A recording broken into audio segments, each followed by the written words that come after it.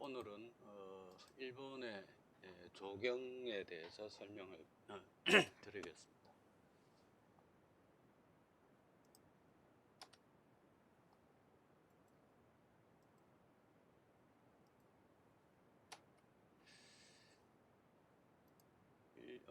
조경에 대한 구체적 사례를 설명하기 앞서서 우선 일본 전통 조경의 사상적 배경에 대해서 알아보도록 하겠습니다. 일본 전통 조경에는 일본 고유의 종교인 신토, 그 다음에 도교, 불교 이런 것들이 융합적으로 이렇게 관련이 있습니다.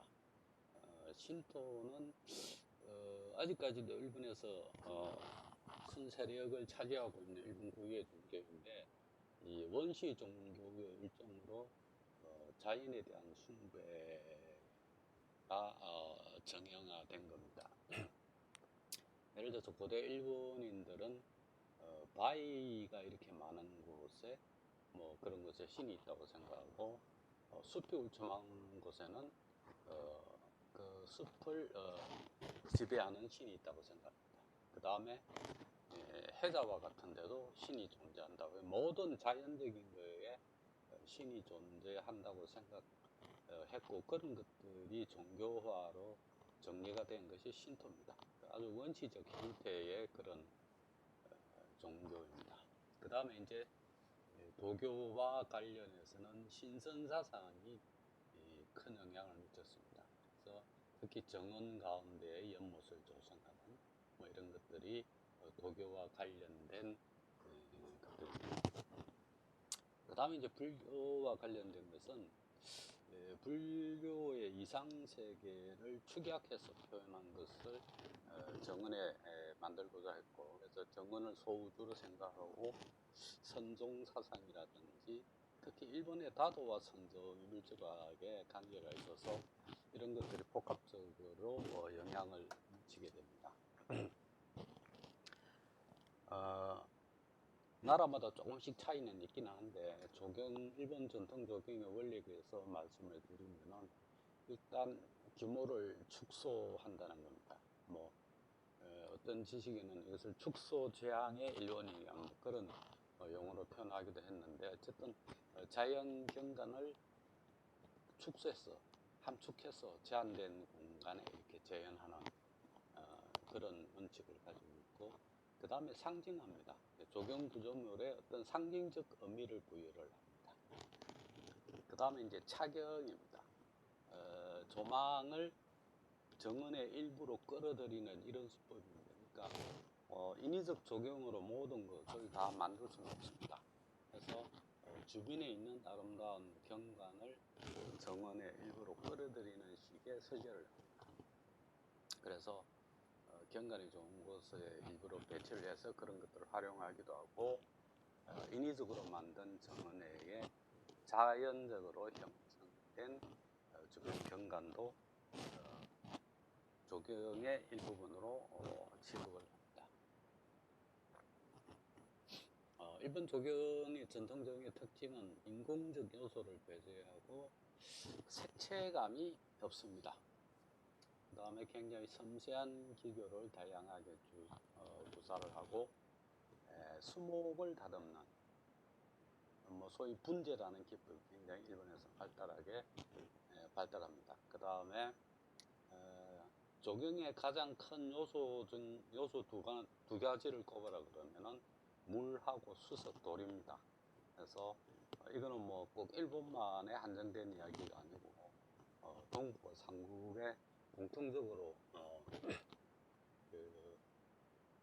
인식되는 그런 것인데, 그 물을 굉장히 다양하게 활용을 합니다. 그 다음에 이제 여기 물을 전혀 활용하지 않고 표현하는 기법, 소위 이제 고산수 정은이라 그래서 일본만의 아주 추상적 그런 조경 수법이 발달합니다. 다른 나라에서는 이런 기법은 볼 수 없는 기법입니다. 그 다음에 이제 정은을 가꾸는데 가장 중요한 요소 두 가지 중에 하나가 이제 암석인데, 이 암석을 재질이라든지 형태 이런 것들을 다 고려해서 시각적으로 가장 아름답게 보이도록 하는 그런 조경 설계 기법을 가지고 있습니다. 뭐 조경의 유형에 대해서 여러 가지 분류하는 기준은 사람들에 따라서 조금씩 차이가 날 수가 있습니다. 예를 들면은 지형에 따라서 경사가 있는 언덕 위에 공원하고 그 다음에 그 평지에 있는 그런 정원으로 나눌 수가 있겠죠. 그래서 특기야마가 언덕 정원이고 히라니와가 평지 정원을 뜻합니다. 그 다음에 이제 그 기법에 따라서 자, 수유 정원, 이 산책하면서 즐기는 정원이 있고 가래의 산습기라 그래서 물 대신 모래를 가지고 물을 표현합니다. 아주 일본의 독특한 그런 조경의 기법입니다. 그 다음에 카이유 기법이라 그래서 이렇게 경치를 완성하는데 한 군데에서 이렇게 보는 것이 아니고 이렇게 쭉 돌아다니면서 감상하는 그런 기법입니다. 회유식 정원이라고 하는데 주로 중앙에는 연못이 있고 그 주변을 이렇게 돌면서 경치를 감상하는 그런 세 가지 정도의 기법이 있습니다.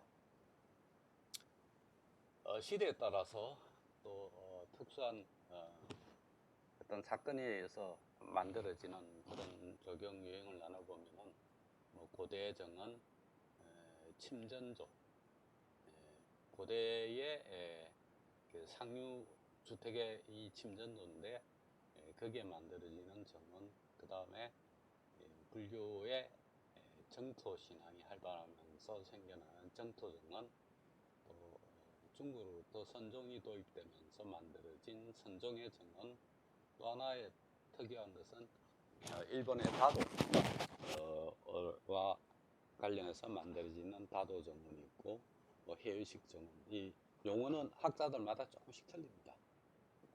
그래서 이 조경을 보시면은 다도가 활발하게 되면서 만들어지는 정원, 일본의 선종이 들어온 이후에 만들어 사찰 원림에서도 특히 선종 정원, 그 다음에 정토신앙이 활발해지면서 만들어지는 불교 사찰의 정토 정원, 그 다음에 그 고대의 그 상류 주택에 만들어진 침전도 정원 이런 것들로 구분이 됩니다.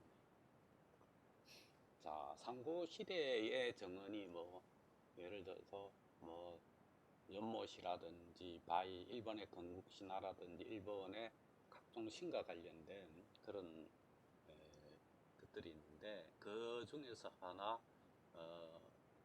인공으로 만들어지는 그 경관의 일환으로서 정원이 비슷한 예로 하나 들 수 있는 게 일본에 있는 환상열석이라는 겁니다. 이거는 영어로 스톤 스컬이라는데 돌을 둥그렇게 이렇게 배열한 겁니다. 근데 이 상고시대에 비단 일본만이 그런 것이 아니고 서양까지 포함해서 고대인들이 거석, 커다란 돌을 숭배하는 그런 사상이 있었고 이것이 자연 형태로 그대로 있다면 이것이 조경이 아니겠죠. 그러나 이제 어떤 생각을 가지고 이것을 인위적으로 배열한 데서 이제 조경의 출발점으로 보는 겁니다. 예를 들어서 여기 일본의 그 아키다현입니다. 아키다현에 이런 환상의 둥그렇게 생긴 이런 열석이 형성이 되어 있습니다. 지금 보면은 서클이 중앙에가 하나 있고 바깥에 이렇게 둘러지는 위에서 쳐다보면 이런 스톤 서클이 형성이 되어 있습니다. 약 한 4천여 년 전에 생겼을 거 추정하는데 좀 더 가까이 가서 이렇게 전체를 보면은 중앙에 서클하고 바깥에 서클이 있습니다. 그 다음에 중앙과 바깥에 서클 사이에 보면은 이렇게 조금 입석이 있고 또 하나 이렇게 돌아가 있는 그런 것이 있습니다. 그래서 위에서 찍어보면은 중앙에 이렇게 돌아가고 이 바깥에 이렇게 돌아가는 그런 서클이 있는데 그 중에 조금 전에 보신 요 관계입니다. 이게 중앙에 입석이 이렇게 돼 있고 사방에 돌아가면서 돌로 이렇게 원을 채운 이런 모습입니다. 그래서 아마 이게 해시계와 비슷한 그런 역할을 한 게 아닌가 그런 추정을 합니다. 서양에도 비슷한 거석 문화들이 있습니다. 그래서 인위적으로 만들어진 것이고 아마 뭐 해시계 내지는 태양 숭배라든지 뭐 이런 것과 관련된 시설로 보는데 조경의 삼국시대 고대의 조경의 거성을 숭배하던 사람들의 인공적인 조경의 일환으로 그렇게 추정을 합니다. 자, 그 뒤에 이제 아스카 시대 정원에 아스카 시대는 그 소위 국가라는 것이 생겨납니다. 권력이 집중되고 국가라는 것이 만들어지는 그런 시기. 어느 정도 이제 체계가 갖춰졌죠. 이때 일본의 전통 조경의 모습이 어땠느냐? 일본 서기에 보면은 현정 때 매년 3월 성사에 곡수연을 행했다. 이 곡수연이란 이름이 나옵니다. 우리 경주에 포석정이 있고 뭐 그런 기록들이 이제 거의 비슷합니다. 곡수연이란 용어가 나오고 무혈천왕 때 궁궐에 모습하고 정원을 만들어 동물을 키웠다. 자, 인위적으로 못을 팠습니다. 정원도 만들었다는 이야기입니다. 그 다음에 추고천왕 때는 백제인 노자공이라는 사람이 궁궐 남쪽에 정원을 만들고 거기에 오교, 교랑 5개와 수미산, 수미산이라는 것은 불교에서 이야기하는 그 이상세계와 관련된 겁니다. 그래서 백제인 노자공이 궁궐 남쪽에 정원을 만들었다. 이게 그 백제 서기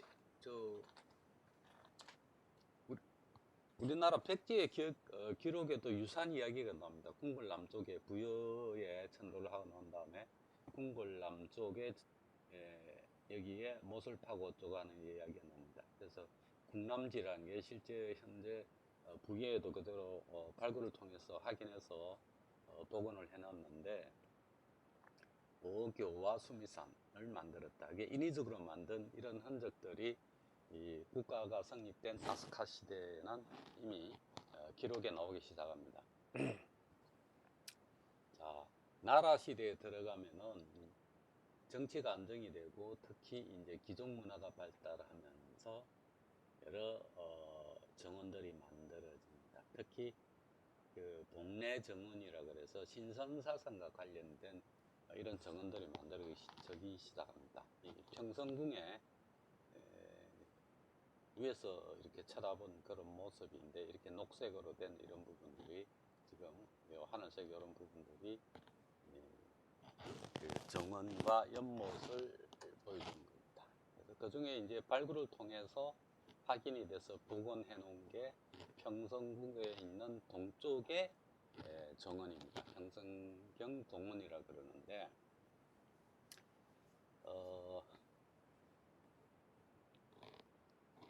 그 8세기 중반 정도에 이렇게 만들어진 곳인데 특히 나중에 일본 정원의 원형이 이 평성경 동원에서 출발됐다고 일본에는 그렇게 인식되는 대단히 중요한 그런 그 정원입니다.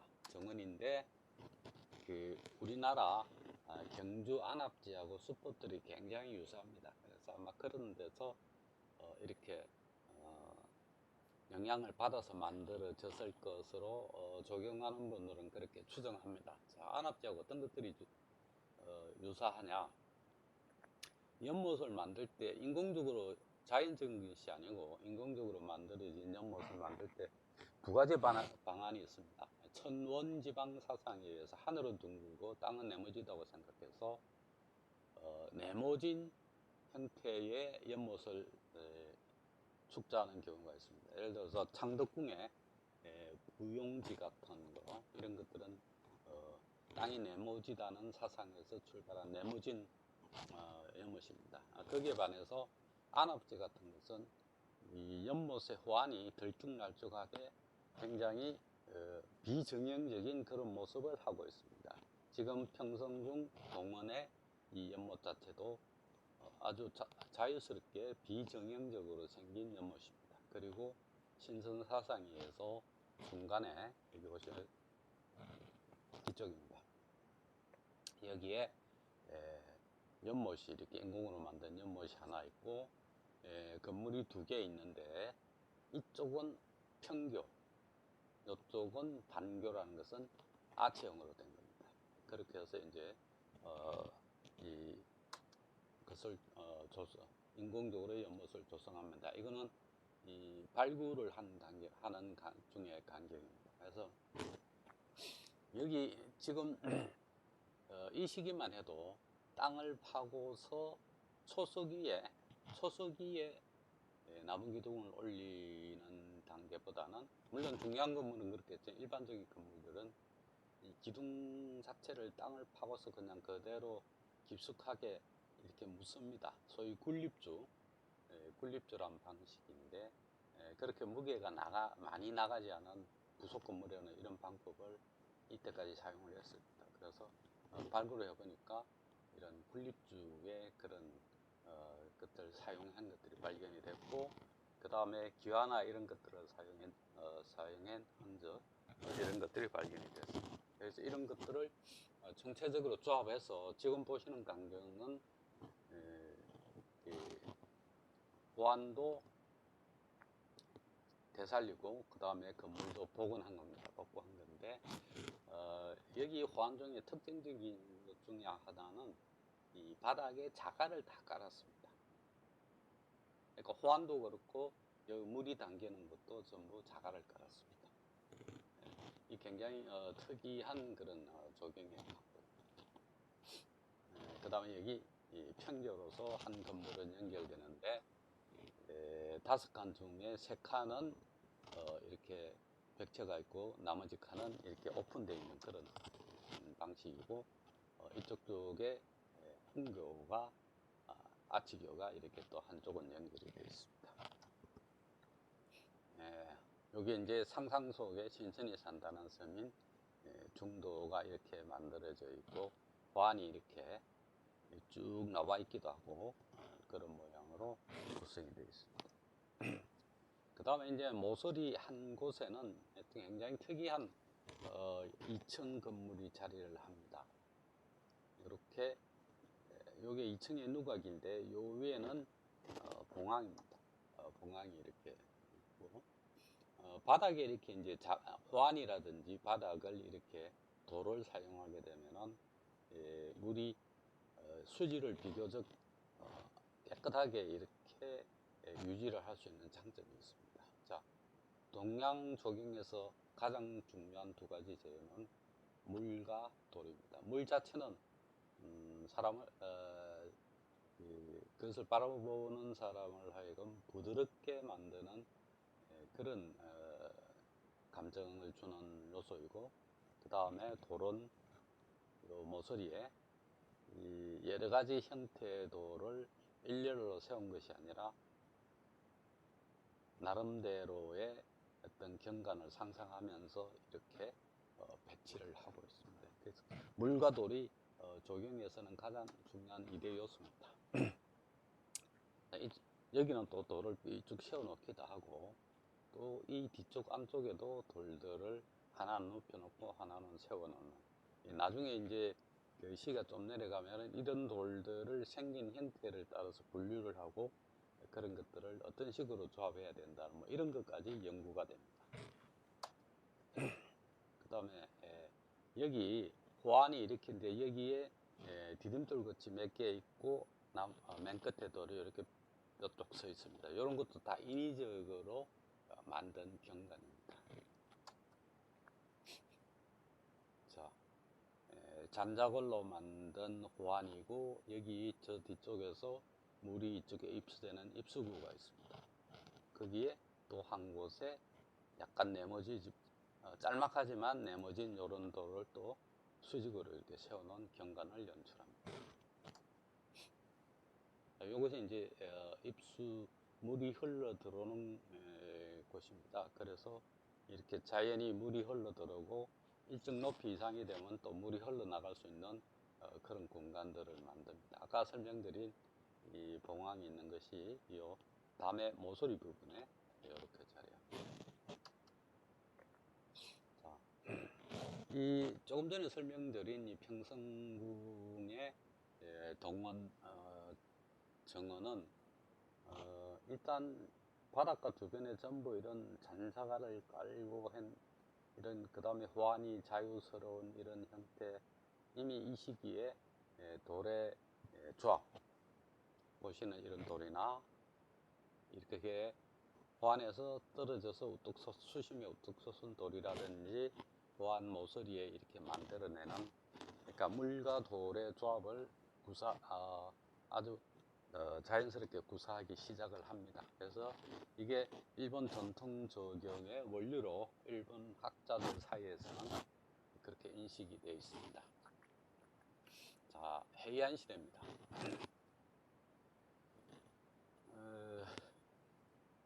헤이안 시대는 이 초기에는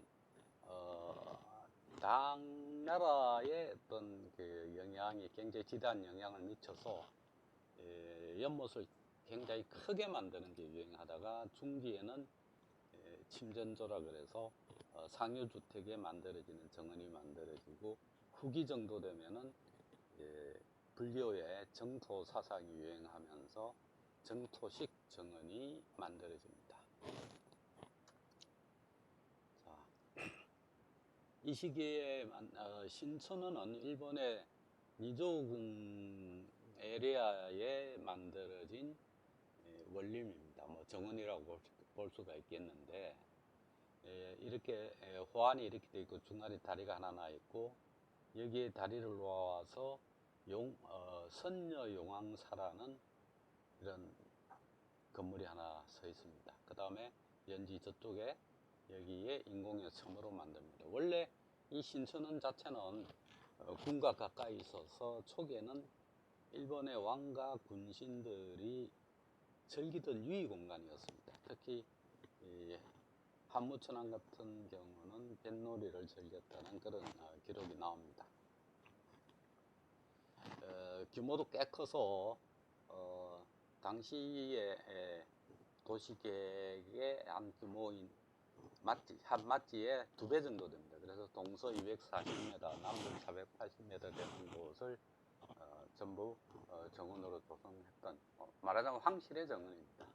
그래서 가장 오래된 상류주택과 관련된 그런 정원이다.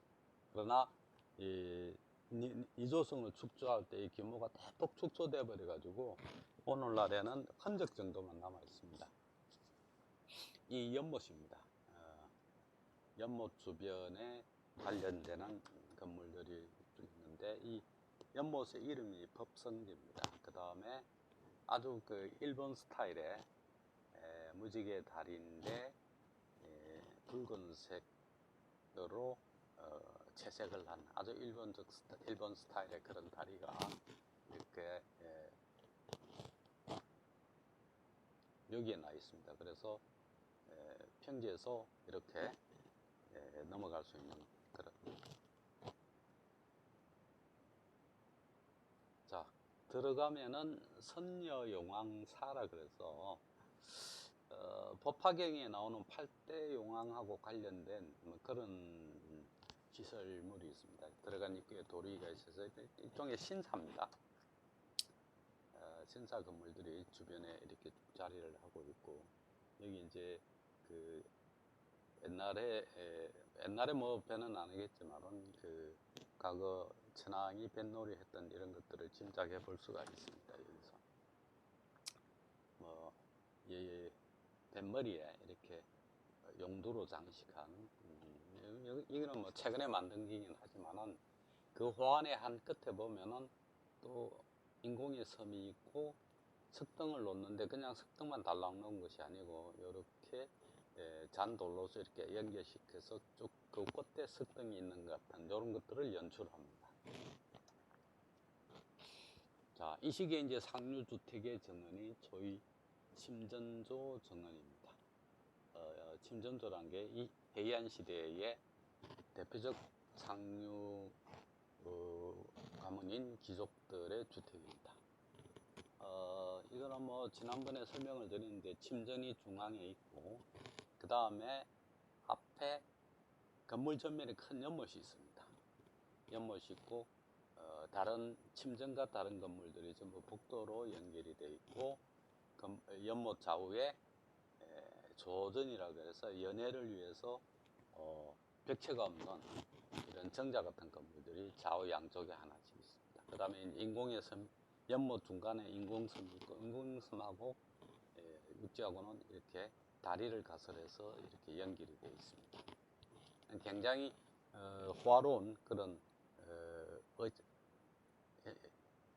특히 연회나 이런 것들을 위한 그런 정원이 구성되어 있는데 일본의 과거 그 작전기라 그래서 정원을 어떻게 만드는가 하는 그 방법을 기술한 책자가 전해져 내려옵니다. 거기에 보면은 이제 사신대응이란 사신사응이란 이야기가 나옵니다. 이게 뭐냐면 풍수지리에 동서남북에 동해는 청룡이고 북에는 현무고 남해는 주작 뭐 이런 식으로 그 다음에 서쪽에는 백호 이런 식으로 연결을 시켜서 설명을 하고 있습니다. 그래서 일본의 전통 조경에서 풍수에서도 정원을 조성할 때도 풍수와 관련된 그런 개념을 염두에 두고 조성을 한 것을 알 수가 있습니다. 조금 전에 말씀드린 작정기 이 정이 정원의 정자입니다.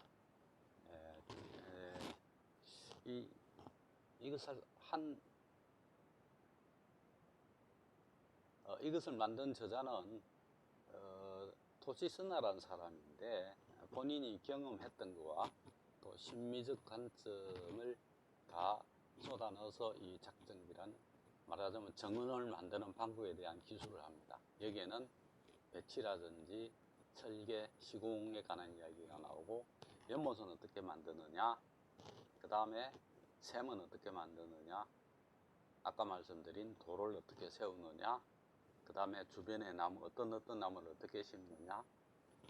그래서 이런 것들이 다 기록이 된 그 정원에 뭐 침전조만 정원만 관련된 것이 아니고 정원을 만드는 방법에 대한 일종의 기술 서적입니다. 그런 것들이 이게 만들어집니다.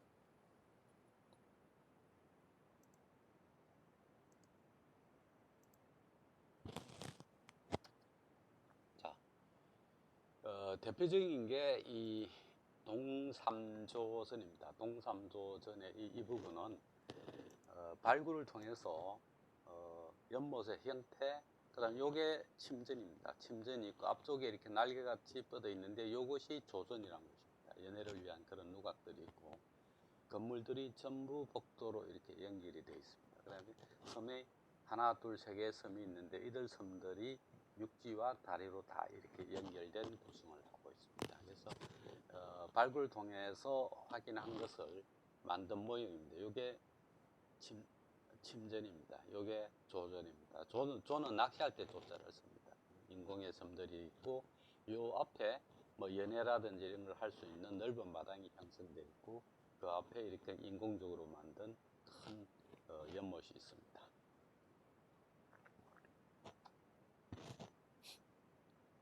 그 다음에 이제 두 번째 생긴 것이 정토 정원입니다. 이는 극락총토를 재현한 것인데 불교의 극락청토 사상을 정원으로 이렇게 조형을 하는데 특히 여기에서 중요하게 생각한 것은 연지입니다. 연못입니다. 왜냐하면은 불교의 경전에 의하면은 극락 세계에 구품연지가 있다는 설명이 있고 그 극락 세계에 태어난 사람이 세 종류의 그 상중하의 중생들이 가능하다. 그런데 그 상중하의 중생들도 각각 또 상중하 3개 단계로 나눠요. 그래서 총 9단계의 단계를 설명을 합니다. 그러면서 연지가 나오는데, 구품 연지라는 게 나오는데, 그래서 정토 신앙에서는 연지가, 사찰에 연지가 만들어지는 게, 적극적으로 만들어지는 게 정토 신앙하고 굉장히 밀접한 관계를 가지고 있습니다. 이 최초의 사례가 이제 평등원이라는 것인데, 1053년에 이것이 만들어지고 일본에 대유행을 일으킵니다. 여기 이제 당마 만다라는 불화 그림입니다. 이 불화 그림은 제가 왜 이걸 가져왔냐면은, 여기 중앙에 계신 분이 아미타 부처입니다. 극락세계를 규제하는. 그것을 묘사한 그림에 보면은 여러 누각 건물들이 잔뜩 있습니다. 이 뒤에 2층장에 누각 건물들이 있고 아미타 부처님이 계시고, 그 다음에 앞쪽에는 이렇게 연못이 만들어진 이런 모습이 전면에 영지가 있고 뒤에 누각들이 있고 아미타 부처님이 있는 이런 모습들이 그대로 평등원에서 이런 것들을 표준으로 해서 사찰이 만들어집니다. 그게 이제 평등원 정원이라는 것인데, 원래는 이 당시에 굉장히 권력이 있었던 요리미치라는 사람이 별장으로 만들었다. 그것을 절로 개조를 합니다. 그래서 그 절에 아미타 불을 봉안을 하게 되는데, 일명 이 아미타당을 봉황당이란 이름으로 부릅니다. 왜냐하면 그 건물 배치가 봉황의 생김새에 유사하다 그래서 그런 명칭을 붙입니다. 그 다음에 이 극락세계는 서방입니다. 서방 정토 세계에 있으면서, 그럼 아미타 부처님은 서방 정토 세계에 있으면 어떻게 되느냐? 서쪽에 앉아 있으면서 동쪽을 쳐다볼 수밖에 없습니다. 동을. 그래서 여기 평등원의 아미타당의 부처님도 역시 저쪽에 앉아서 동쪽을 쳐다보는데, 이런 유사한 개념은 같은 개념이죠. 우리 부석사 무량 수준에 보면 통상적으로 사찰의 불상이 이렇게 쳐다보는 데 비해서 부석사에서는 불상이 이렇게 서쪽에 앉습니다. 그래서 동편을 쳐다보는 그런 배치를 하고 있는데, 같은 개념입니다. 자, 이게 그 대략적인 배치도인데, 여기에 봉황당이라는 게 원래 아미타당입니다. 아미타당인데, 아미타 부처님은 아미타당인데, 좌우에 이렇게 날개를 펼친 것 같고 여기 뒤에 꼬리가 있는 것 같은 봉황의 모습을 닮았다 그래서 봉황당이라고 합니다. 그래서 이게 요 앞에가 큰 인공의 연못입니다. 연못에 인공섬을 만들고 여기에 아미타 부처님을 모신 아미타당을 만들었습니다. 이런 개념이 그 정토 사상에서 극락세계의 구품전지 개념에서 출발합니다. 그거는 이제 처음에 이것을 만들 당시에 그렸던 그림이 전해져 내려옵니다. 그래서 아미타당이 있고 좌우에 날개를 펼친 것, 대칭적인 이런 모습들이 그대로 앞에 인공의 연지를 만든 이런 모습들이 전해져 내려옵니다. 지금 현재 평등원의 앞쪽에 연지 건너편에서 이렇게 쳐다본 모습입니다. 자, 부처님이 이렇게 중앙에 앉아 있고 좌우에 날개를 편 것, 앞쪽으로는 날개를 편 것 같은데, 여기 또 모서리에는 2층에 아까 평성경 동원에서 본 것 같은 그런 형태의 유사한 형태의 누각이 이렇게 자리하고 있습니다. 그 다음에 앞에 연못에 이 전체 건물의 모습이 그대로 비치는 굉장히 아름다운, 가서 실제 보면 굉장히 모양이 아름답습니다. 그 다음에 일본의 그 사찰의 단층이 거의 붉은색 주칠 위주로 되어 있는 그런 단층입니다. 그 다음에 역시 그 안에는 아까 평성중 동원 이래로 이런 부분이 잔자갈로 이렇게 깔아져 있는 그런 모습을 볼 수가 있고, 그 다음에 여기 추녀라든지 석가래 끝이 바짝바짝한 검색으로 되어 있는데, 이런 부분이 과거에 검색판을 투각한, 무늬를 투각한 검색판을 이렇게 붙여 놓습니다. 그래서 굉장히 화려합니다. 그 다음에 요 섬을 건너가는 이런 홍교도로 이렇게 시설이 되어 있습니다.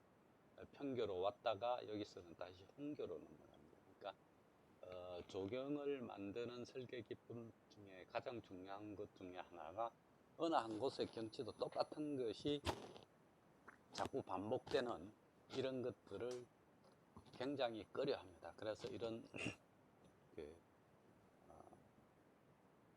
평교를 놨다가 홍교를 놓고 이런 식으로 지루하지 않도록 그 모양을 만들어 나갑니다. 그 다음에 이제 여기서 중앙에서 약간 사선으로 떨어진 곳에서 쳐다본 아미타당과 다른 건물의 모습입니다. 자, 이 아미타당이 있고 앞에 호안에 석등이 하나 있고 연지가 있습니다. 그래서 이 아미타당 건물하고 연지하고를 요 석등의 존재가 이렇게 유기적으로 연결시켜주는 역할을 합니다. 요게 없이 그냥 있는 경우하고 석등이 있으면서 연못과 아미타당이 일치화되는 그런 묘한 포인트가 됩니다. 자, 이 아미타당의 모습이 굉장히 독특합니다.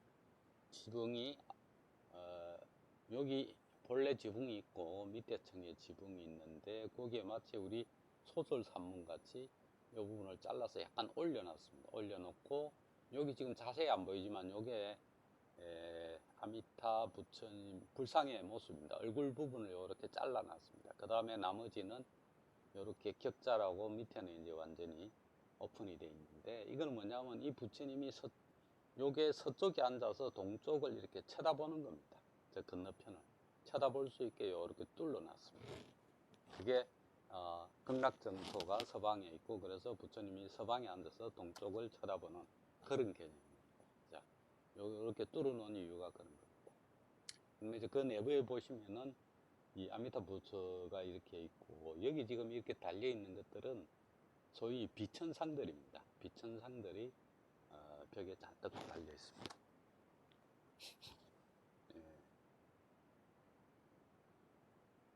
불상, 광배, 그 다음에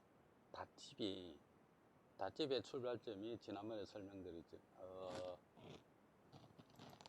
닷집이 인도에서 출발했는데, 아마 이 우상긋집 위에 우리가 사극을 보면 왕이 이렇게 바깥에 다닐 때 궁녀가 이 우상긋집 생기를 들고 해서 햇빛을 가리는 역할을 한 것을 보셨을 텐데, 아마 그런 데서 출발했을 것이라 보이고, 그것이 여기서 보시는 이런 형태.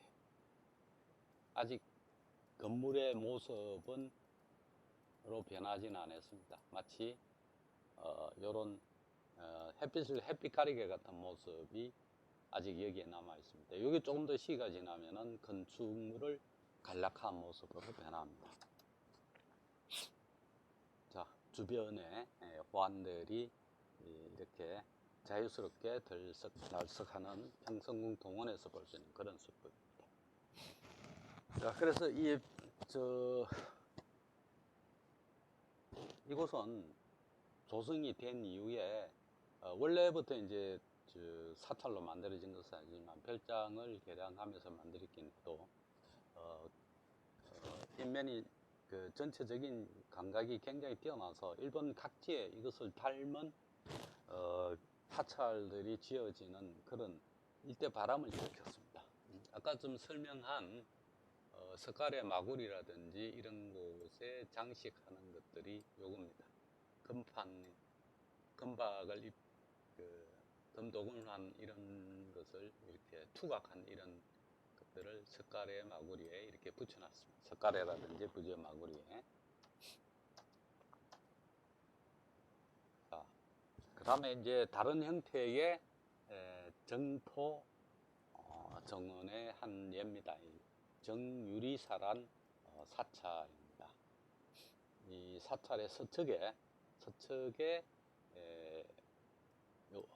요게 서쪽에 아미타당이 앉아 있고 그 앞쪽으로 연지를 만들었습니다. 연지를 만들었는데 요 배치도에서 좀 작긴 하지만 앞쪽에도 석등이 하나 있고 건너편에도 석등이 하나 있습니다. 자, 이게 아미타당입니다. 아미타당의 건물이 있고, 요거는 뭐냐면은 이 맞은편에 있는 석등의 화사석, 석등 보면 이렇게 구멍이 뚫려 있죠. 화사석이라는 거는 옛날에 여기 솥불이가 되는 걸 불을 켤 수 있는 것입니다. 요걸 통해서 건너편에 있는 아미타당을 쳐다봤는데 그 앞에도 이렇게 석등이 하나 딱 있습니다. 여기 구멍을 통해서 지금 쳐다본 광경입니다. 앞쪽에 보면은 인공의 역시 그 상상 신선이 산다는 그런 섬이 이렇게 조성이 되어 있고 연못이 만들어진 극락정토에서 이야기하는 부품연지에서 대한 연지가 만들어져 있고 아미타당의 건너편에는 일본의 대표적 목조탑의 스타일인 삼중탑이 이렇게 놓여 있습니다.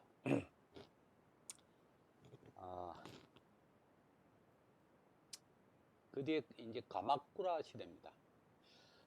이 시기에는 이제 어떤 큰 변화가 일어나냐면은 선종이 매우 활발하게 전개가 됩니다. 일본에서 그런 시기인데 이때까지 조금 전에 앞에서 보신 그 침전조정은 그러니까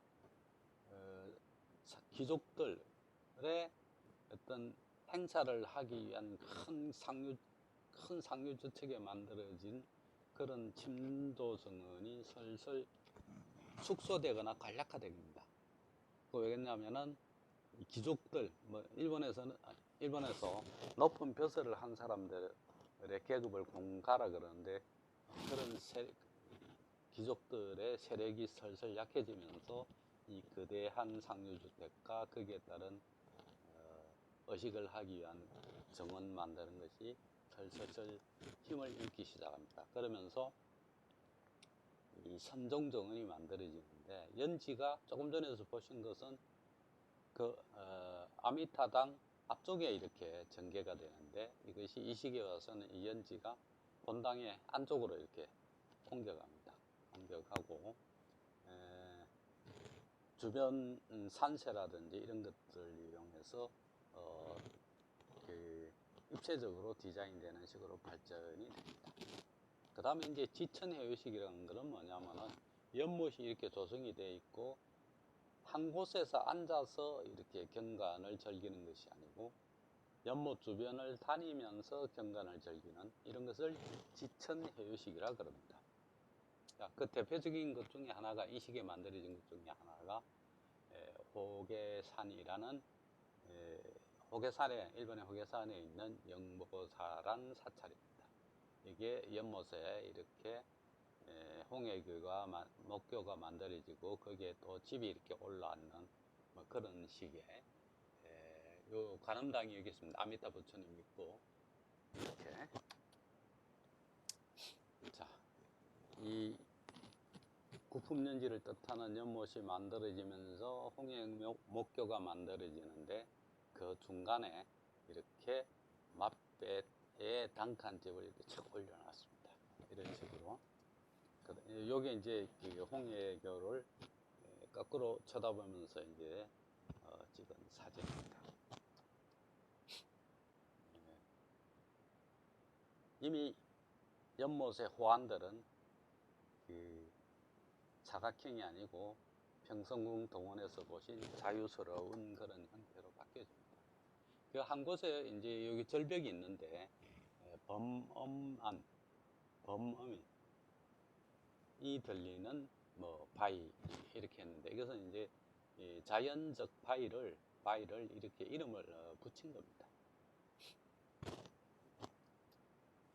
그 다음에 여기 이제 섬이 이렇게 있는데 만들어 놓고 학같이 생겼다 그래서 학도란 그런 이름을 붙였습니다. 그 다음에 이제 건장사의 그 경우입니다. 건장사도 요 뒤쪽에 여기에 영지가 조성이 되어 있는데요. 앞쪽 산문에서부터 쭉 불전, 법당 이렇게 쭉 와서 이쪽에 정원이 조성이 되어 있습니다. 이 오른쪽에서 보시는 그림은 건장사의 가람 고도라 그래서 소위 이제 중국에서 선종이 생기면서 어떤 상황이 발생하느냐면은 선종의 사찰은 이렇게 돼야 된다는 그런 이상적 규범이 만들어집니다. 그래서 7당 가람, 여기 7은 세번입니다. 요 당은 건물을 이야기합니다. 집당자. 그래서 7개 집을 어떤 식으로 배치를 해야 된다는 규범이 생기는데 그것이 선종이 도입되면서 일본에 전해집니다. 그렇게 해서 그것과 관련된 건장사의 당시 건장사의 가람 배치 모습입니다. 산문이 있고 여기 사천왕전이 있고 뭐 불전이 있고 이렇게 쭉 배치되는 모습이고 그 좌우에 부속 건물들이 어떻게 배치되느냐는 이런 것들을 정리한 그림인데 여기 좀 이제 눈여겨볼 것은 요게 또 중앙 진입로입니다. 불전까지 가는 진입로인데 좌우에 척백나무가 이렇게 쭉 도열을 하고 있습니다. 그래서 그때 당시에 칠당가람도 선종의 칠당가람도를 통해서 이 척백나무를 진입로 좌우에 이렇게 쭉 심었던 일렬로 심었던 그런 조경의 기법을 볼 수가 있습니다. 자, 제일 뒤쪽에 가가지고 이 인공의 연못이 조성이 되어 있습니다. 이 건물 옆으로. 근데 이런 굴곡도 있고 인공의 섬도 만들어 놨습니다. 그 다음에 여기 인공의 섬에도 소나무 한 그루를 이렇게 심어 놓고 요 뒤쪽에도 보면은 요런 암석들을 적재 또 여기도 암석은 집중해서 배치를 해서 그 연못을 다양하게 꾸미는 방법을 보여줍니다. 그 다음에 뭐 선종의 조경하고는 바로 관계는 없지만은 우리 요즘은 주지가 거처하는 곳에 이제 평정이라고 붙여져 있는데 그 붉은 잔자가를 잔뜩 깐 일체 형식을 배제한 그런 정원을 볼 수가 있고 요게 이제 그 아까 척백나무를 이야기했는데 척백나무가 역시 심어져 있는 그런 그 칠당가람도에서 볼 수 있는 그런 흔적들이 아직도 남아 있습니다. 그 다음에 이제 무로마치 시대에 넘어오면은 아까 이제 상류주택인 침전조가 이미 귀족들이 세력을 잃고 무사들이 이것을 대신하다가 다시 이것들이 서원조라는 형식으로 주택이 정착이 되고 거기에 따라서 만들어지는 정원이 서원조 정원입니다. 이 서원은 문자 그대로 글을 읽는다는 그런 의미입니다. 그래서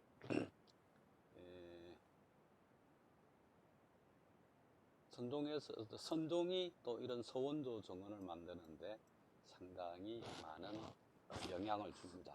선종은 경을 읽어서 진리를 깨치기보다는 마음을 한 곳에서 모으면 고유한 경지가 일거에 도달할 수 있다는 게 선종이고 그래서 일본에서도 우리 한국과 유사합니다. 무사 계급들이 선종을 지지를 합니다. 그래서 경관 좋은 곳을 일단 입지를 선택하고 사찰을 지으면서 건물 외에 산이나 하천이나 다리 등을 조합하는 이런 식의 정원을 만들기 시작합니다. 이 시기에 가장 그 정원 조성과 관련해서 일본에 지대한 영향을 끼치는 몽창이란 국사입니다. 전국 각지의 경성지의 산사를 조성하고 천사상을 전파를 하면서 사유와 수행의 장으로 활용할 수 있도록 정원을 조성하는데 이 몽창국사가 지대한 역할을 합니다. 그래서 이 사람 뭐라고 주장을 하면 정원을 조성한다는 것이 마음의 깨끗함과 청결함을 갈고 닦기 위한 것이고 정원은 깨달음 그 자체이다. 그래서 선사상을 전파하는 하나의 방안으로 사유와 수행을 위한 정원을 조성하는 것을 열심히 일본 전역에 전파를 하고 많은 유적들을 남깁니다. 그 중에 하나가 서방사란 절입니다. 이 서방사는 절은 선종의 이상향을 구현을 해본 것인데 하도 이끼가 많아서 일명 이끼의 절이라고 알려져 있습니다. 그러니까 상부에는 고산수 정원, 아까 물을 모래로 대신하고 물이 없는 그런 정원을 만들고 하단에는 연못을 중심으로 해서 이렇게 돌면서 즐길 수 있도록 하고 이쪽 부분은 고산수 정원을 만듭니다. 물이 없는 그런 두 가지 타입이 동시에 만들어집니다. 이 연못이 이제 황금지인데 여기 이제 말하자면 인공의 섬 중도를 만들었습니다. 그게 다리를 놨는데 뭐 다리 위에는 물론이고 여기도 전부 이끼로 이렇게 가득 덮여 있습니다. 일본에 가보면은 이런 이끼가 굉장히 많이 있는데 이것은 이제 고온다습한 해양성 기후 때문에 가능하고 이끼가 주는 느낌은 굉장히 특이합니다. 그 주변에 보면은 연못 주변에 보면은 이렇게 돌아다니면서 경치를 감상하기도 하지만은 아주 간략한 형태의 정자를 만들어서 그곳에서 또 쉬어가면서 경치를 감상할 수도 있습니다. 이렇게 기역자 형태로 되는데 이것은 바닥에서 띄어서 우리 마치 사대부가 사랑차가 바닥에서 띄어서 이렇게 경치를 뭐 즐기거나 할 수 있는 그런 것과 굉장히 유사한 모습입니다. 자, 여기 보안 옆에 이끼 모습은 아까는 그냥 같은 극으로 이렇게 쭉 깔려 있는데 그것이 아니고 몽골 뭐 이렇게 부푸른 것 같은 모습으로 되어 있어서 굉장히 환상적 그런 느낌을 줍니다. 이 주변에 나무 밑에라든지 보안가 전부 다 이끼로 덮여 있습니다. 그 다음에 이렇게 주변을 쭉 돌아볼 수 있도록 시설을 해놨는데 뭐 이런 곳에도 전부 이끼로 덮여 있는 일명 이끼의 절입니다. 이런 부분도 다 그렇습니다. 이 계류 사이로 조그마한 나무 다리들이 다 걸쳐 있는데 거기에도 전부 아래 위가 다 이끼고 그 다음에 주변에 다시 있는 부분에 이렇게 다니는 부분도 이끼가 잔뜩 끼어 있습니다. 지동암이란 조그만 암자입니다. 이 말이 암자지 사실은 다실로서는 그런 공간입니다. 그러니까 선종사원에서 다실은 굉장히 중요하게 생각했고 지금 이게 뭐 이런 돌들의 모양들이 다 다른데 이것을 묶어서 홍은산의 석조다 뭐 이런 이름을 또 붙이면서 나름대로 의미를 부여합니다. 자, 일명 이끼의 사찰인 서방사를 봤습니다. 그 다음에 이제 그 또 다른 예 중에 하나가 역시 몽창국사와 관련된 그런 절인데 철룡사라는 절입니다. 여기에는 방장이 있고 대방장이라는 게 있고 이제 주지시입니다. 우리로 이야기하면 대방장, 소방장인데 여기 뒤쪽에 여기 옆에 그 조원질환 연못을 만들고 정원을 만듭니다. 이 조원질환 어는 뭐냐면은 조원일적수란 그런 기절이 있는데 여기에는 물 한 방울에도 부처의 생명이 깃들어 있다는 식설하면 그런데 사실은 이 선종의 근본 진리를 이야기하는 겁니다. 그래서 마음을 모아서 집중해서 들어가면 하나에 깨칠 수 있는, 그래서 하나라도 소지하지 말라는 선종의 어떤 근본 진리가 다 있는 것인데, 여기에 이제 뭐 연못을 구성하고 거기에 동래산도 만들고 정원을 조성했습니다. 요게 대방장입니다. 대방장에 바로 붙어서 조성을 합니다. 이렇게 돌들을 수석들을 세웠는데, 이 돌이나 이런 돌이나 요거는 약간 좀 뾰족하게 돌들의 형태가 전부 다 다릅니다. 조금 더 원경에서 잡아본 거고, 여기도 이렇게 돌출해 있지만은 그 안에 돌출된 부분에 이렇게 돌을 세우는 그런 방법도 있지만, 또 그것을 마주보는 건너편에도 돌을 세워서 정원을 조성합니다. 그 건물에서 이렇게 쳐다보이는 광경입니다. 연못이 쳐다보는 광경이고. 자, 일본의 주택에서 뭐 설명을 드렸지만은 바닥은 다람이고 창호는 지극히 단순한 격자의 창호입니다. 그래서 굉장히 미니멀하게 조성이 되어 있습니다. 그것을 이렇게 열었을 때 연지의 다양한 모습들이 한눈에 쫙 들어옵니다. 또 이 광경 자체가 계절에 따라서 색깔이 다 다르겠죠. 그러니까 조경이란 게 시각적 이것도 만족시켜야 되지만 또 청각도 만족시키고, 그 시각적 풍경도 계절마다 다 달라집니다. 조금 더 호안에 이제 이렇게 가까이 간 모습인데, 여기는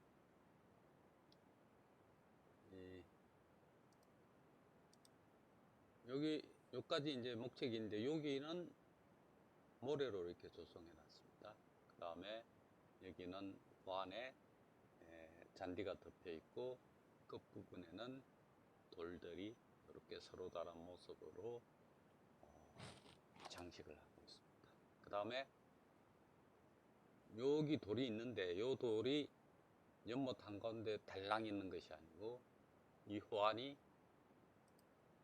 요렇게 연결이 되고 있습니다. 이렇게 연결이 돼서 요 끝에 딱 돌이 있는 것 같은 요런 식의 호안을 만들어 나갑니다.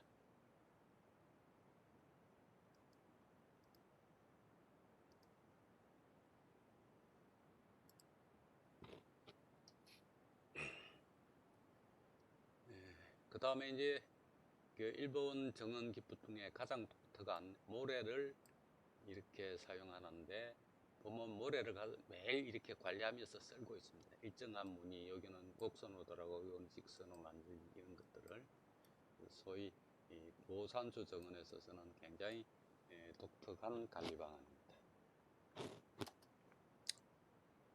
자, 사진이 조금 흐리긴 한데, 중앙에 연못 중앙에 이렇게 돌이 뚝 솟아서 저쪽 대방장을 바라보는 광경이고, 이런 돌들을 연못에 입지를 시킬 때도 그냥 세우는 것이 아니고 요 호안이 그대로 쫙 연결됩니다. 이런 방식을 일본에서는 굉장히 즐겼습니다. 자, 이제 서원조 건물에 대해서 설명드리겠습니다. 자, 초기의 상류주택인 침전조는 어마어마한 규모의 주택이 크기가 있어야 되고, 거기에 부합하는 큰 연못과 연회 공간 이런 것들이 만들어집니다. 그런데 그것들이 귀족들의 세력을 잃으면서 이제 여기 무사 계급을 거쳐서 서원조로 만들어 넘어옵니다. 그래서 이때 대표적인 것은 이 서원조가 이제 무사 계급에서 이렇게 바뀌기 때문에 건물 바닥의 높이 차이 같은 게 상하관계를 그 철저하게 위계를 따른 과 마찬가지로 조경에도 뭐 상하 개념이 도입이 됩니다. 뭐 전경, 원경, 수목 배치 뭐 이런 데도. 그래서 대표적인 게 지금 이렇게 몇 가지 예들이 있습니다. 자, 이 금각사 정원입니다. 금각사 정원은 원래는 사슴 녹자를 써서 녹원사였는데, 이것도 역시 별장에서 사찰로 바뀝니다. 원래 사찰의 이름은 노건사인데 그 아미타당의 이름이 금각이라 그래서 이제 그냥 일반적으로 금각사 그럽니다. 자, 주변에 입지가 경관이 굉장히 뛰어난 곳에 자리를 하고 있는데 3층으로 되어 있습니다. 근데 층마다 주택 양식이 다릅니다. 1층은 귀족주거의 양식이고 2층은 무가주거, 3층은 선종사찰의 양식입니다. 그래서 층마다 이게 다 다릅니다. 그 다음에 앞쪽에 연못이 펼쳐져 있는데 이 연못은 불교의 정토 세계를 상징합니다. 여기에 이제 연못에 돌을 많이 이렇게 배치해 놨는데 그것이 의미하는 게가 구산칠해라 그럽니다. 그건 뭐냐면 불교에서 불교의 우주관에서는 중앙에 수미선이 솟아 있고 그 주변에 이런 바다가 있고 뭐 그런 식으로 이야기를 하는데 거기에 구산칠해의 이야기입니다. 그래서 불교의 상징 체계를 그대로 표현해서 연못에 많은 바위들이 이렇게 되어 있습니다. 그래서 결국은 이 불교의 이상 세계를 표현하는 것이 이제 금각사의 정언입니다. 여기에 결국 이제 금각사라는 게 이 사리전입니다. 사리 3층으로 되어 있는 사리가 있는 사리전인데 이것을 외관을 전부 검칠이 되어 있습니다. 그래서 이제 금각사라고 우리가 일명합니다. 거기에 여러 개의 섬들이 이렇게 배치되어 있고 굉장히 자유스러운 그런 호안들이 많습니다. 이게 이제 그 1층은 이렇게 오픈이 되어 있고 2, 3층은 이렇게 벽체가 있는데 여기에 금색으로 칠해져 있습니다. 그래서 그 일명 금각사라고 우리가 부르게 됩니다. 여기에 이제 이런 상상 속의 섬들 지금 우리가 보는 거는 최근에 복원한 겁니다. 이게 불타기 전이고 여기 불이 타서 새로 복원한 그런 것인데 일본에서도 외부 마감이 불타기 전에 비해서 불탄 이후에 너무 금빛을 칠갑을 해서 원래 그것을 잃어버렸다는 비난들도 있기도 합니다. 어쨌든 이 연못가에 금색으로 칠해진 게 눈이 확 띄는데 이것이 연못에 그대로 빛이 지닌 간격은 굉장히 환상적입니다. 그래서 아마 일본의 그 당시의 조경 문화를 대변할 수 있는 그런 아주 뛰어난 그런 겁니다. 여기는 이제 봉황이 이렇게 또 올라가 있습니다. 지금 보시는 이런 봉황이 이렇게 되어 있고 이 노송나무 껍질로 지붕은 되어 있지만 그 하부는 전부 금색으로 칠해져 있습니다. 자, 1층입니다. 1층의 상부는 이렇게 개방이 되어 있어서 불상이 이렇게 바깥을 쳐다볼 수 있는 그런 모습. 자, 이런 인공의 섬들이 이렇게 있고 여기 보면 이제 돌들이 여러 가지 모습의 돌들이 배치되어 있습니다. 배치되어 있는데 이것들이 그냥 단순하게 한 것이 아니고 아까 부산 칠해와 관련된 각각의 의미 부여를 다 했습니다. 여기 지금 대략적인 그 모양인데 여기에 이제 사리전이 이렇게 있고 여기에 섬들이 몇 개 여러 가지가 있습니다. 여러 가지 섬들이 있고 이 앞쪽에 뭐 돌들이 잔뜩 이렇게 배치가 되어 있습니다. 그래서 이런 섬들이 있고 여기 주변에 그 배치도 각각의 형태가 다른 이런 돌들이 이렇게 배열이 되어 있습니다. 자, 지금 요 3층에 금각이 그대로 투명하게 연지에 이렇게 비치고 있습니다. 그 다음에 이 호안의 이런 돌들의 형태 여기 좀 확단계적인데 이런 것들도 그 다음에 이게 이제 약간 구산칠해석이라 그랬는데 불교와 관련된 그런 의미를 지닌 의미를 부여했죠. 부여한 뭐 그런 돌들의 모습들입니다. 돌이 하나 똑같은 모습이 없는. 자, 그래서 여기에 앉아서 이렇게 쳐다보거나 배를 타고 다녀도 주변의 경관들이 계속 시시각각으로 변하게 만드는 게 조경의 기본 원리고, 이것은 뭐 중국도 마찬가지로 전개를 합니다. 그 금각 바로 옆에 이렇게 조그만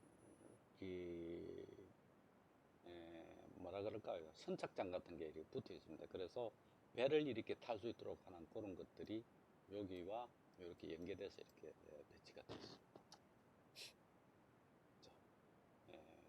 섬들의 모습이고요. 그 다음에 이제 용문폭포라 그래서 용과 관련된 이런 이름을 또 부여를 합니다. 그래서 일본의 웬만한 사찰에 물이 이렇게 솟아나오고 흘러 들어가는 이런 곳에는 전부 다 용문폭포라 이런 명칭을 다 붙입니다. 그 다음에 안민택이란 이 붙은 곳인데, 한가운데 이런 석탑이 이렇게 자리를 섬하는 건데, 자, 그 다음에 이제 조금 전에 그 아미타장이 금빛이 났다 그러면은 여기는 자조사란 사찰인데, 거기에 관음전이 있습니다. 거기 관음전에는 금과 대비된 은각으로 부릅니다. 이 자조사란 명칭 자체가 종리의정이라는 사람의 별장을 산사로 개조를 했고, 이 사람의 호를 따서 자조사란 명칭을 붙입니다. 명칭을 붙이는데, 아까 금각과 대비되게 여기 사실은 은칠을 한 것이 아닌데 그냥 은각사로 그렇게 불려버립니다. 그래서 특히 이제 여기는 그 연못 주위로 이렇게 쭉 돌면서 경치를 감상할 수 있는 뭐 임천 해요식의 정원이라고 그렇게 알려져 있습니다. 자, 요게 은각입니다. 2층의 누각인데, 자, 은각사를 이야기할 때 들어가는 입구에 이렇게 인공으로 그 나무를 이렇게 잘라서 이렇게 인공의 그 노력을 들인 나무로 만들어진 담입니다. 유사한 모습이 베르사유 뭐 이런 데 가면 조금 유사하긴 한데, 하여튼 담을 이렇게 나무로 만드는 굉장히 특이한 점이고, 2층에 부처님 사리를 모신 사리전입니다. 근데 오늘 은색깔이 아닌데도 은각이라고 아까 금각과 대비해서 그렇게 붙여져 있습니다. 자, 역시 호안에는 여러 가지 형태의 다양한 모습의 돌들이 굉장히 다양하게 배치가 되어 있고, 좀 더 이제 줌을 당겨 보면 이런 모습입니다. 이 2층의 집이고, 아까 뭐 금각하고 굉장히 유사한 모습입니다. 근데 뭐 전부 목재 색깔과 강해의 흰색의 그런 모습을 하고 있습니다. 뒤쪽 북쪽의 모습이고, 자, 사리전 내부에서 바깥을 쳐다보는 모습인데, 이렇게 생긴 창을 화두창이라고 합니다. 이게 이제 일본의 선종이 도입되면서 들어온 여러 가지 중국 문화 중에 그 창문의 형태가 이렇게 만들어지는 것을 화두창이라고 합니다. 그 다음에 이게 이제 백학이라는 이름을 의미 부여를 합니다. 그래서 백학도라고 부르고, 거기에 들어가는데 이런 널판에 돌을 얹어서 돌다리를 만듭니다. 그 다음에 물이 이렇게 지금은 이제 비가 많이 안 와서 그런데 쪽쪽쪽 흘러 들어온 것인데, 이거를 용석조란 이름을 붙였습니다. 그 다음에 이 건물 옆 한켠에 이 돌이 있는데, 요 지금 북두석이라 되어 있죠. 이 돌을 북두석이란 이름을 부여를 하는 겁니다. 자, 은각사의 가장 특징이 지금 이겁니다. 향월대라는 것인데, 이 모래입니다. 이것도 모래고, 모래를 이렇게 쌓아서 말하자면 모습이 이렇게 되는 겁니다. 위는 동그란데 요렇게 생긴 이런 것을 쌓아서 마치 후지산을 연상한다고 뭐 이야기를 하는데, 어쨌든 모래를 쌓아 올려서 이래 만든 독특한 조경물입니다. 그 다음에 그 옆쪽에는 보면은 이렇게 줄을 여기는 줄을 만들고 여기는 줄이 없습니다. 모래인데 또 바깥은 이렇게 돌렸습니다. 그렇게 구성된, 이거를 언사탄이라 그러고 넓은 바다를 연상한다고 하는데, 굉장히 그 일본 고산수 정원에서만 볼 수 있는 독특한 수법 중에서도 뛰어난 그런 곳입니다. 예, 같은 경내에 살인점 말고 이렇게 동구당이란 건물이 있는데, 그 앞쪽에도 이렇게 조그맣게 연못을 파고 돌다리를 건너지르고 화강가에는 여러 가지 형태의 입석을 세워서 정원을 조성을 하고 있습니다. 그 다음에 이제 요 뒤에 지금 어떻게 보면 자연적으로 생긴 돌의 형태로 보이는데, 그것이 아니고 인공적으로 조성을 했다고 합니다. 기록에 따라서 묻혀 있던 것을 발굴을 해서 원래 형태대로 그대로 나타나게 했는데, 이렇게 무리 없이 조성되는 이런 방식의 그 정원을 고산소 정원이라 그러는데, 좀 평지일 경우는 여기에 이제 적극적으로 그 모래를 가지고 물을 표현을 하죠. 역시 여기에도 뭐 일본에는 곤다스 반기 때문에 이끼가 좌우로 다 피어 있습니다. 그 다음에 이 건물 앞쪽에 이렇게 조그만 건물 사이에 이렇게 마당이 형성되는데, 거기에다가 역시 이 모래를 가지고 이렇게 물을 표현합니다. 그 다음에 돌 주변에도 이렇게 돌의 형태에 따라서 이렇게 다듬었죠. 여기는 또 위가 탁 잘린 돌 같은 돌이고, 여기는 또 형태가 다른 두 가지 돌로 하고 고산소 정원을 조그마한 공간에도 형성을 했습니다. 네, 오늘 여기까지 하도록 하겠습니다.